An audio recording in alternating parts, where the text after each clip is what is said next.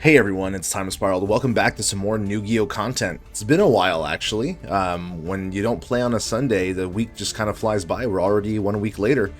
So without a video last week, I decided that I would do something a little different. I figured that may be the time to just check a little replay action. Just gonna drop our volume just a smidge here. There's some stuff about the last match that I've been really thinking about, and I want to run it by some people, gonna get my thoughts out loud, and at the same time gives you guys a little content on this little bit of a dry week here. So for those of you who don't know, some of our players have really busy work lives. I'm a teacher, so my weekends are off. Some of my friends have busier jobs, so sometimes it might happen that a week gets skipped or so. If ever it happens that suddenly the amount of free time that they have dries up and the series has to be put on hiatus or paused, I'm enjoying making Yu-Gi-Oh content right now. So there's a high chance that I try to keep pushing on with either a continuation with perhaps some other players or starting anew. We'll see. I don't want to talk about it too much just in case that doesn't happen, but just letting everybody know that regardless, I'm really excited about this progression series and the concept of learning Yu-Gi-Oh through it. Whether or not it's a continuation or a refresh start or whatever happens in the future, I'm going to keep going at it for quite a bit more time. So today we're going to look at the 3 matches that we had during Pharaoh's Servant. Unfortunately, when we record, we can't have both players' hands visible during the spectator seat because, that could create some issues. And I can't obviously talk about it out loud. It would spoil and ruin things. So this is a pretty simple stream that we're going to do. We're going to watch all 3 matches. I'm going to pause it sometimes to see and talk about some things that I noticed, maybe some mistakes that I made, or, obviously I have the benefit of looking at it from the God view perspective, so I'm going to notice things that maybe the other players haven't. So yeah, we're going to go in the order that the matches were played. So if I remember correctly, it was Crimpy against Zphil started up first, so we're just going to load that matchup here. So yeah, this one was a lot better than the 3rd week. So I'm just going to pause right here to give you guys a chance to look at the opening hands. So Crimpy started off strong. Sky Scout, Jirai Gumo, Removal, and Michizure. We've got Darkfire Soldier as the kind of backup beats. And then Rush Recklessly. Fantastic card. Over on Zphil's side, we've got the double or the duo of Block Attack, Stop Defense, a Jirai Gumo of his own, Giant Trunade, and Masked Sorcerer. So we were also discussing about Masked Sorcerer. So it's really cool that this card keeps drawing you cards, but I'm always worried about how little attack it has. And I'm always concerned that it's more of a liability, even if like the possible benefits are high. So let me know. Again, everything that I'm going to say out loud is conjecture based on what I know of Yu-Gi-Oh so far. And if I'm getting stuff wrong, let me know in the comments. All right. To me, I feel like this card might be underperforming, and it's not necessarily the kind of card that you want when you're behind, and when you're ahead, sometimes you just want to finish the game. So drawing maybe like a bigger, like an 1800 or a 22k with 2200 with Dragumo is probably the best thing to do. So Crimpy had the first play. So starting off with Sky Scout, Michizore, and a Rush Recklessly. So 2 things already down. If I was Zphil at this point, I think already a double board here is probably a decent enough target for Trunade, but I understand if Zphil wanted to conserve it. So this is why in this instance the Jirai Gumo went on the offensive. So you're going to see the attack here, and unfortunately the Rush Recklessly just absolutely takes out the Jirai Gumo. Luckily Heads was called because that would have been even more punishing. But like in this case, I think it would have been correct to run out a Giant Trunade because you were already attacking with a creature that had risk, right? Jirai Gumo losing half your health.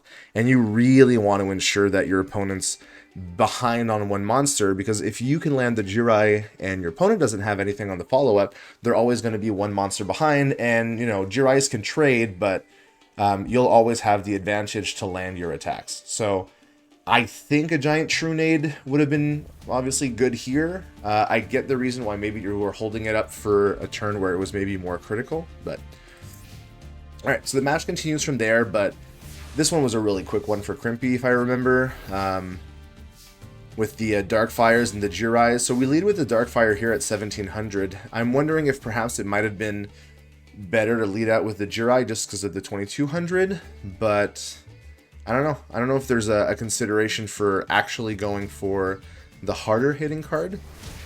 Regardless, a lot of damage is thrown into Zphil's face. There's kind of like lethal coming off on board with just one more monster. And over on Zphil's side, I think he puts out, yeah, Witch in defense. Doesn't run out the rest of the stuff, so still not using Trunade quite yet. So here in this case, and this is something I wanted to notice, we switched our 1700 to our 2200. I think it may have made more sense to put out the 2200 Jirai, because then you still have your attack with the 1700 and 1800, because you've essentially, you know, gone 1 for 1 here. So that's, to my understanding, maybe it would have been better to keep the third monster. But again, Crimpy's in a really advantageous position, especially with Michizure around. So Witch picks up a Jinzo, but without being able to land anything, it's going to be a bit of an issue. We use the block attack with the Masked Sorcerer. So here Trunade pops off here, so Michizure isn't going to do anything. Sorcerer gives a hit, but yeah, no battle damage because of the defense. We've got Nobleman of Cross out here, but, you know, right now Crimpy's not putting anything face down. So, yeah, there's enough damage here between the Dragon and the Darkfire. That's pretty much game even with the Gaia Power. So, I think in this case, the Sorcerer just might not have been the kind of card that you wanted in this deck if you were pushing for, like, the aggro plan. And yeah, between the Trunade and here. So little things that I'm trying to learn and make sure is, should we have been pushing the Jirais here to keep the board wider, or is trading up to a Twin-Headed Fire Dragon was fine? I think we've been kind of feeling that like a lot of the tributes have been feeling a little lackluster. We've got access to some slightly bigger stuff, and Amphibian Beasts, I think, came up in the next set. But, I mean, yeah, that's just kind of how I'm seeing it here. So that was the first match. That was a really clean one. I believe the next match was me against Zphil. So I actually don't remember how this match went, so we're going to see it together. And I'm going to try and spot if I've made any little mistakes here. Alright, so this was the Jirai Gumo aggro start. Okay, so this is the one I think where I started and I used the 4-star Ladybug with the triple Jirai Gumo. So you've got huge Gaia Power Jirai, which I know was Zphil's deck, the plan all along. So in this case, I know that running out my 1800s, my 1700s just isn't going to cut it, because even with a Nuzzler, we're not quite there. We're at 2500. So I figure that Witch getting my 4-star Ladybug is the only way I can really clear that Jirai. Okay, so obviously misclick here actually did a lot for me, because if there hadn't been a misclick, that would have been another 2700 into my face. And Trap Hole is fantastic, Fissure is great, but between it being face up and face down, there wasn't really a lot of counterplay to my bug. So I go and fetch the 4-star Ladybug here. Thankfully, I don't take 2700 here, which is quite useful. I run out the Ladybug. So I figure I'm going to get 2 Jirai Gumos. Like, that's going to be the best that I'm going to be able to, right? One's going to attack and it's going to pop both of them. But Zphil runs out the 3rd Jirai Gumo, which I think we all know was a mistake. I think Zphil was trying to use Fissure or perhaps Trap Hole when it flipped to remove the effect. I think there was either some confusion there, but yeah, taking 4000 on the attack just for the Ladybug to like absolutely destroy the board was just really big for me. So Trap Hole and Fissure are still around and they're still going to do some work here, but we just swung the balance of cards, I would say, pretty heavily. So yeah, Trap Hole fires off there, takes out my Sky Scout, which is a bit problematic because if Zphil was able to pick something up, he would have the first attack here, but picks up his 2nd copy of Gaia Power, unfortunately. And yeah, I'm also running Wing Weavers in this episode, just 2 copies on the off chance that like some germs or some stuff can float into them. So I go with a giant Nuzzler, 7-colored fish with Malevolent Nuzzler. It's a giant fish now, so for the 2500. And then, even with Fissure taking out the fish, I'm more than able to wrap up the fight by just bringing out my, I think it's a 1700 I bring out, yeah, Darkfire Soldier number 2, and I clean it up here. So, I think in a world where that 2nd Jirai Gumo obviously hadn't, like, gone to defense, that would have made a big difference, and then simply attacking with the first one, yeah, you're losing 2, but then on your second On your second main, you go and put out your other Jirai Gumo. That would have required me to deal with it with the Nuzzler rather than just playing out the 18. So there's some stuff to think about here. I still think I had a good answer with my Ladybug. But yeah, you can kind of see what was in the hand. So knowing that there was like, Gaia Power and Wing Weavers, I feel are often stuck in the hand. So I wouldn't expect to see them playing too much longer in the format. And then the last match. So this one was really interesting in my opinion because I felt like I started with such a bad hand. And this really was like, wow, okay. These are the kind of hands that are so bricky. I don't... Oh, whoops, I reloaded the same game. Hold up, fellas. We're... Crimpy... Oh, here we go. Crimpy versus Time Spiraled. Okay.